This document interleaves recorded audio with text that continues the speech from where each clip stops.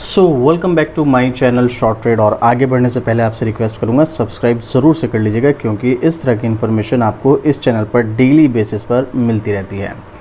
आज मैं आपके लिए जो स्टॉक लेकर आया हूँ, देखो ये जो स्टॉक है ये आपका साइन है आगे के लिए किसी भी स्टॉक में इन्वेस्ट करने से पहले का। मैंने इस स्टॉक की कई बार वीडियोस बनाई हैं और जो लोग हमारे पुराने जो व्यूवर्स हैं वो लोग जानते हैं, और अभी भी इस चैनल पर वीडियोस पड़ी होंगी काफ़ी टाइम पहले की मैंने यहाँ पर वीडियोस बनाई हैं। और मैं हमेशा एक ही बात बोलता हूँ इस स्टॉक के बारे में। पता है कौन सा स्टॉक है? थंबनेल पर आप नाम पढ़ ही चुके हैं। मैं बात कर रहा हूँ वोडाफोन आइडिया के बारे में, जिसका प्राइस अभी 6 रुपये 70 पैसे चल रहा है। देखो ये कंपनी की हालत इतनी ज़्यादा ख़राब है कि ये कंपनी की कंडीशन ऐसी है कि कंपनी शायद बंद भी हो सकती है। मतलब मैं नहीं कह रहा हूँ कि बंद होगी, लेकिन कंडीशन कुछ ऐसी ही नज़र आ रही है। अब मैं किसी को डिमोटिवेट नहीं कर रहा हूँ, बहुत सारे लोग ऐसे होंगे जिन्होंने इस स्टॉक में इन्वेस्टमेंट कर रखा होगा, पैसा लगा रखा होगा।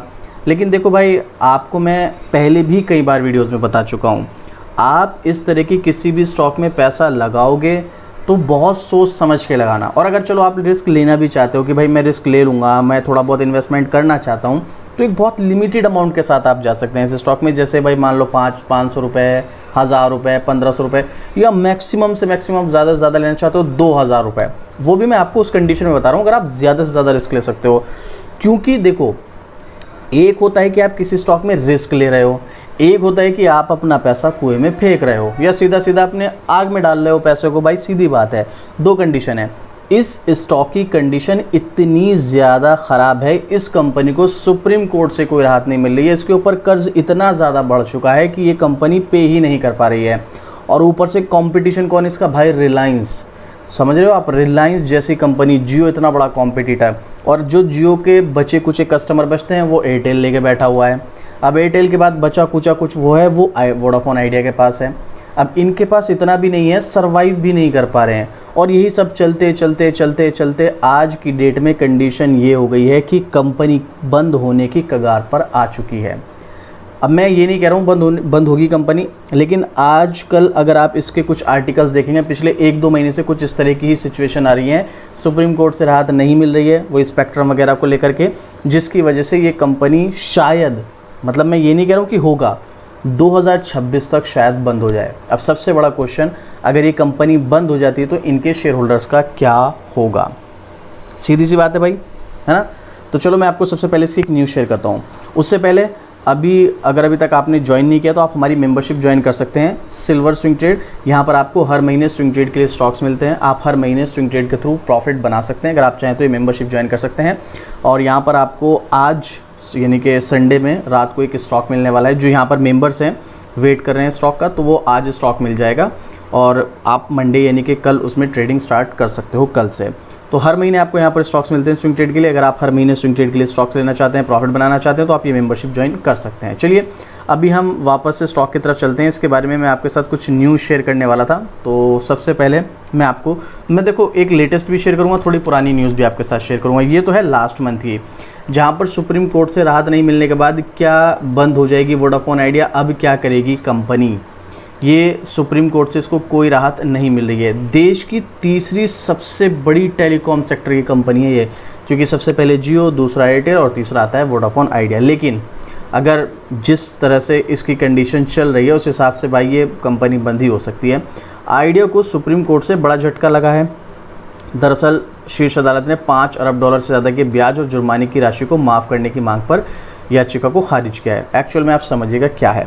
देखो भाई, जब से जियो ने, जो अभी हमने कुछ साल पहले देखा था, 3 महीने 6 महीने तक उन्होंने फ्री सब कुछ रखा था, जिसकी वजह से देखो सीधी बात है, आप हो या मैं हूँ, मेरे को ऑप्शन मिल रहा है। भाई मेरे पास एक एयरटेल का सिम है, मेरे पास एक वोडाफोन आइडिया का सिम है, और उनका जो टैरिफ है वो सेम ही है। लेकिन ऐसे में तीसरी कंपनी आ जाती है जियो, वो कहती है कि भाई आप हमारा सिम लो, हम आपको इंटरनेट भी फ्री देंगे, कॉलिंग भी फ्री देंगे 3 महीने के लिए। अब जाहिर सी बात है, मैं भले मैं एयरटेल यूज़ करता हूँ या फिर वोडाफोन आइडिया यूज़ करता हूँ, अगर मैं अपना पर्सनल सिम बंद भी ना करूँ तो मैं एक और एक्स्ट्रा सिम ले लूँगा जियो का। किस लिए? क्योंकि मुझे वहाँ पर सब कुछ फ्री मिल रहा है।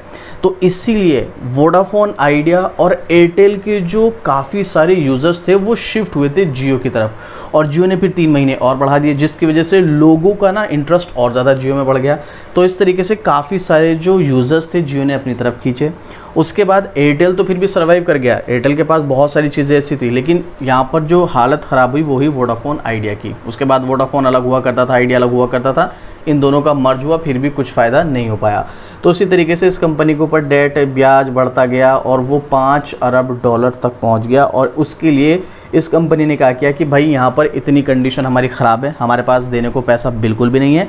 तो इन्होंने भाई ये सुप्रीम कोर्ट में जाके अर्ज़ी लगाई थी कि ये जो कर्ज़ वगैरह या ब्याज है, ये जो भी है जुर्माना वगैरह, इसको हमें माफ़ करने के लिए माफ़ करवा दीजिएगा, हमारी कंडीशन अभी ऐसी नहीं है। तो अब उसको चलते जो है ना पिछले कई सालों से यही चल रहा है, और अभी भी यहाँ पर ये जो याचिका थी इसको खारिज कर दिया है सुप्रीम कोर्ट ने। इससे पहले सरकार ने भी कंपनी की इस मांग को खारिज कर दिया था, पहले गवर्नमेंट ने खारिज किया था, फिर अब सुप्रीम कोर्ट ने किया, जिसके बाद टेलीकॉम कंपनी ने सर्वोच्च न्यायालय में दरवाज़ा खटखटाया था। कोर्ट के इस फैसले के बाद निवेशक के मन में सवाल उठ रहा है कि अब कंपनी के सामने क्या विकल्प बचा हुआ है। तो चलिए थोड़ा सा इसके बारे में यहाँ पर जानने की कोशिश करते हैं। तो आपको क्लियर हो गया क्या क्या मैटर है यहाँ पर। असल में वोडाफोन आइडिया जो है 83,400 करोड़ रुपए की एजीआर लाइबिलिटीज़ है। लाइबिलिटीज़ का मतलब आप समझते हैं एक एसेट होता है, एक लाइबिलिटीज़ होती है। लाइबिलिटीज़ का मतलब आप एक तरीके से समझ के चलो जो चुकाना ही चुकाना है उनको, जिसमें से 12,797 करोड़ मूल बकाया और 28,294 करोड़ का इनके ऊपर ब्याज। सिर्फ इंटरेस्ट ही इनके पास लगभग 28,000 करोड़ का है, यानी कि 28,294 करोड़ का। 6,012 करोड़ रुपए जुर्माना है और 11,151 करोड़ रुपए जुर्माने पर भी ब्याज लगा हुआ है वो है। यानी कि इन्होंने अगर 6,012 करोड़ का जुर्माना चुका दिया होता तो भी ये कम हो जाता, लेकिन ये इन्होंने 6,012 करोड़ का जुर्माना नहीं चुकाया, तो इसके ऊपर भी ब्याज लगा, वो हो गया 11,151 करोड़ का। वहीं दिसंबर तक इसका कुल कर्ज बढ़कर 2,27,000 करोड़ तक पहुंच गया है। अब ज़रा इसकी कंडीशन देखो, कंपनी ही कुल 72,000 करोड़ की है और कंपनी के ऊपर कर्ज कितना है 2,27,000 करोड़ का। अब ज़रा यहाँ पर थोड़ा सा और ज़रा स्क्रॉल कीजिएगा, मैं आपको कुछ डेटा और इसका दिखा देता हूँ। देखो मैं डिमोटिवेट नहीं कर रहा हूँ, मैंने पहले भी ये सब चीज़ें आपके साथ शेयर की हैं। बैलेंस शीट पर आप आएंगे तो उसके रिजर्व जो है वो 1.5 लाख करोड़ के नेगेटिव हैं, पॉजिटिव नहीं है। आप यहाँ पर देखो, हालांकि इसके पास 1.5 लाख करोड़ के फिक्स एसेट है, लेकिन फिक्स एसेट मिलाकर भी डेट नहीं चुकाया जा सकता है। देख लो यहाँ पर 2,33,000 करोड़ का डेट है। फिक्स एसेट अगर पूरे के पूरे फिक्स एसेट भी अगर सेल कर दिए जाएँ तब भी भाई यहाँ पर बोरोविंग्स नहीं चुकाई जा सकती, ये कंडीशन है अभी कंपनी की। तो यहाँ पर इन्होंने दरवाज़ा खटखटाया था, अब कोर्ट ने भी इनकी याचिका खारिज कर दी है और कंपनी की सिचुएशन अभी ऐसी बनी हुई कि इनको कहीं से भी कोई भी रास्ता नज़र नहीं आ रहा है, उसके चलते ये कंपनी दिवालिया हो सकती है। अब मैंने आपको स्टार्टिंग में बोला था ना कि अगर कंपनी बंद होगी तो शेयर होल्डर्स का क्या हुआ। देखो 2 कंडीशन होती हैं। अगर शेयर होल्डर्स जो मतलब कोई कंपनी है वो कंपनी बंद हो रही है अपनी मर्ज़ी से, वो क्या करते हैं, बंद कैसे होती है अपनी मर्ज़ी से, कि भाई हम प्रॉफिट मेकिंग है, हमारा सब कुछ अच्छा चल रहा है, लेकिन हम अपनी कंपनी को स्टॉक मार्केट से डीलिस्ट करना चाहते हैं, अपनी मर्ज़ी से कर रहे हैं। तो ऐसी कंडीशन में कंपनी को स्टॉक वापस खरीदने पड़ते हैं शेयर होल्डर से। यानी कि अगर आपके पास उस कंपनी के शेयर हैं तो कंपनी उस शेयर के बदले आपको पैसा देगी, जो भी प्राइस चल रहा होगा उस टाइम पर उसी के हिसाब से।